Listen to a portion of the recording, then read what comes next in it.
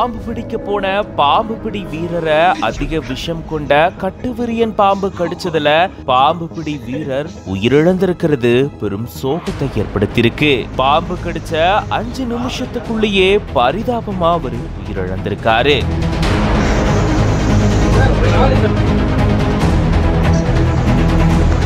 கோவை காலப்பநாயக்கன் பாளையத்துல ஒரு ஒர்க் ஷாப்ல பாம்பு புகுந்திருக்கிறதா தொலைபேசியில பாம்பு பிடி வீரரான முரளிதரன் அப்படின்றவருக்கு தகவல் கிடைச்சிருக்கு. கோவை கணுவாய் பகுதியை சேர்ந்த பாம்பு பிடி வீரரான முரளிதரன் சம்பவ இடத்துக்கு விரைந்து போயிருந்திருக்காரு. அங்க ஒரு பெஞ்சுக்கு அடியில சுமார் 3 அடி நீளம் கொண்ட அதிக விஷத்தன்மை கொண்ட கட்டுவிரியன் பாம்பு இருந்ததா கூறப்படுது. அந்த பாம்பை லாவகமா பிடிச்சு பையில போட்டிருந்திருக்காரு. அப்படி அவரு பாம்பை பிடிக்கும் போது வாழை பிடிச்சு தூக்கும் போது எதிர்பாராத விதமா பாம்பு அவரை தாக்கியிருந்திருக்கு. பைக்குள்ள போட்டு கொஞ்சம் தூரம் நடக்கும் போதே அவரு மயங்கி கீழே விழுந்திருக்காரு. உடனடியா 108 ஆம்புலன்ஸ்க்கும் வனத்துறை மற்றும் காவல்துறையினருக்கும் தகவல் தெரிவிக்கப்பட்டிருக்கு. பாம்பு கடிச்ச இடத்துல ரத்தத்தை வெளியேற்றி இருக்காங்க.